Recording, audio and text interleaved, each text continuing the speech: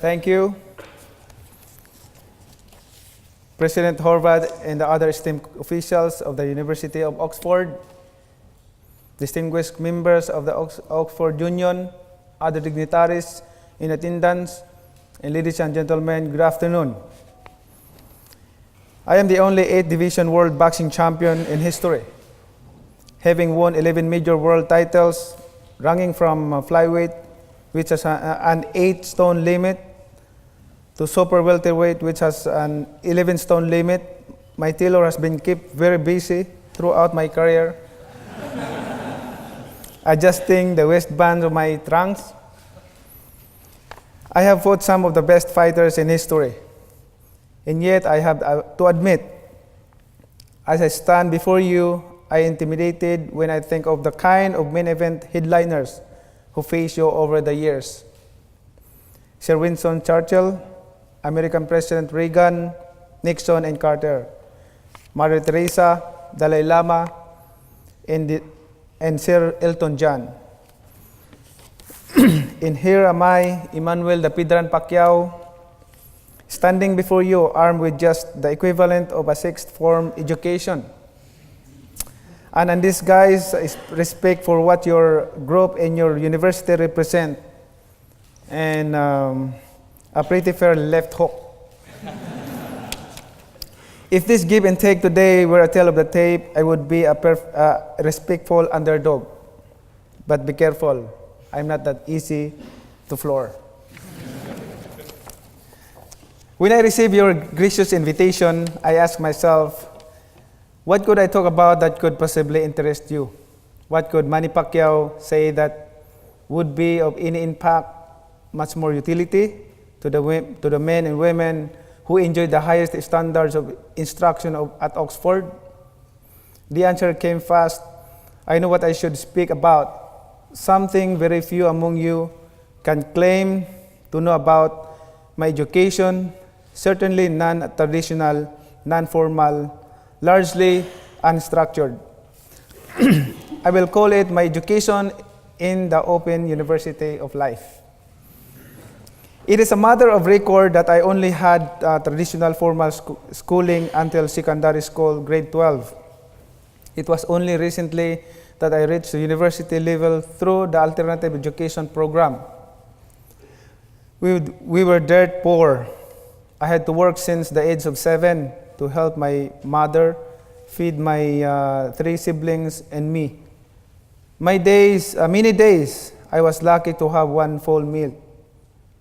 On days when we had no food, I would drink lots of water just to fill my stomach.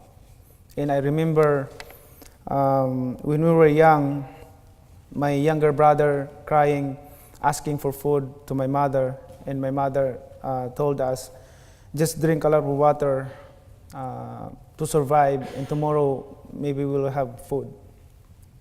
So that's the experience that I experienced when we were young.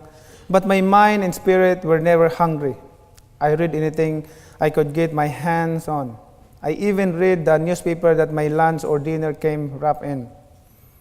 I read signs everywhere, even in moving vehicles. I learned measurements and weights by constantly reading the rates and tariffs at the warehouses where I worked as a stevedore, a docker in our parlance. At night, when I could not sleep because of the cold, I would read the labels of the carton boxes that serve as my bed on the street pavement. The movements of the clouds, the tint of the horizon, and the clarity of the stars taught me when morning was about to come. And for me, morning did come, warm, bright, and simply amazing. A lesson in what can be achieved if you have determination, if you ignore the odds against you, and as you are taught here at this magnificent institution, never ever quit. Think of David and Goliath, and look at me. I'm not very big, and I never had 5 smooth stones to throw at any obstacle. But determination is a power tool. I won a lot of fights. Since 2016, I have been a sitting member of the Philippine Senate, having received the direct vote of over 16 million Filipinos. As such, I participate in debates that result in the passage of legislation which determine the course of our country's history and indirectly the world's. I don't fault anyone who views me as singularly ill-equipped for this role. Instead, I ask, is there anyone more knowledgeable than this humble civil servant about the hardships incident to the way of life of the majority of our people? Who among my colleagues has faced poverty face to face from birth? Whose life's work has it been to battle illiteracy? In crafting effective laws, there is no better guide than the pulse of the masses. I may not have financial acuity. I may not be historically fluent. I may not even be socially adept, but I am philosophically rooted in my personal adversities, which morally bind me to the general struggle of our people.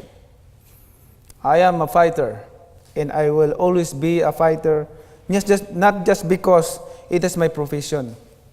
I was a fighter long before I first set foot in a boxing ring. All my life I have been fought to live. Every single day in my youth, I fought for survival. Now, I do it and get paid for it. Then, I was lucky to get a piece of bread for it.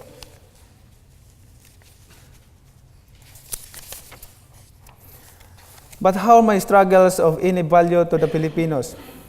It cannot feed or clothe all of them. No matter how much I give financially, hundreds of thousands more remain wanting. In 2013, in the aftermath of Category 5 Super Typhoon Haiyan, locally remembered as Yolanda, the deadliest typhoon to devastate my country, leaving a record of more than 10,000 dead, I went to Tacloban and visited a nightmare. The place was a virtual ghost town. Everyone had lost someone from their family. Others, their entire family. No property was spared. There were bodies everywhere. There was no food, no water, no electricity. Each face I looked into bore the same expression: defeat. Not a single person there thought that they could ever recover from that tragedy. I thought to myself, I can give millions, as have many other donors from all over the world, but no amount of money can give these people hope. I too fought against despair. But then I had an idea. We set up a makeshift basketball court and I started shooting some hoops.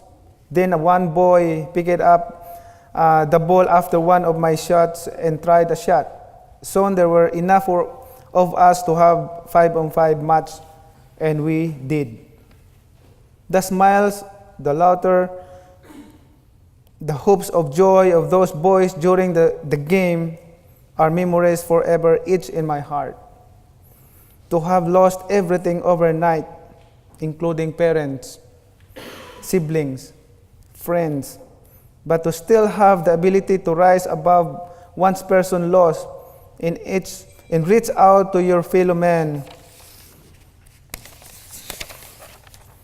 even just in play, to find joy together. There, at that point, in those victims' eyes, I found hope. Those boys who had nothing left gave me hope. By the way, I would like to thank the United Kingdom for donating more than 60 million pound for the typhoon victims. Thank you very much to all your support and the donation. 4 years later, I would see the same physical and societal devastation in Marawi. Our beautiful city of the south was reduced to ruins by civil strife, death and destruction broke the hearts and backs of its residents, but not their spirit. 1 year later, Marawi is now under rehabilitation. This and other experiences like this motivated me to answer the call of public service. I believe in all humility that my life is just a snapshot. It is a glorified blow-up of what millions Filipinos live through on a day-to-day basis. The hardships, the challenges, the back-breaking, hope-extinguishing, despair.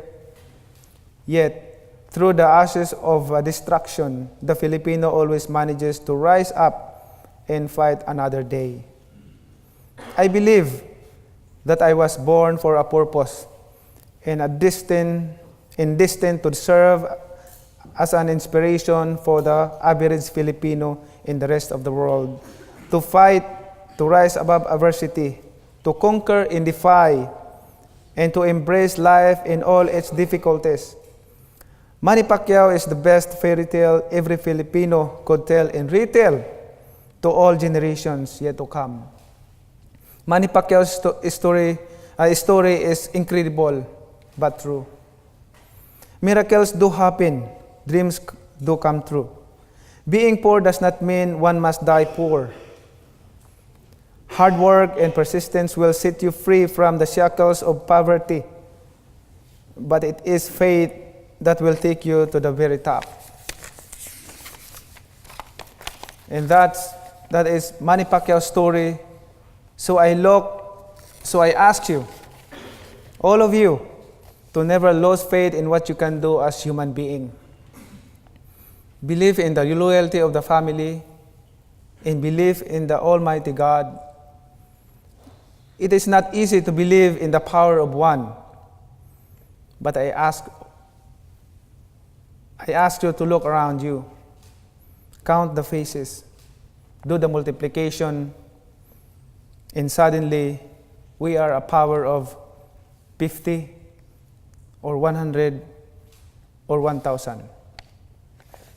You, with your education, determination, and faith, you can change the world. Thank you.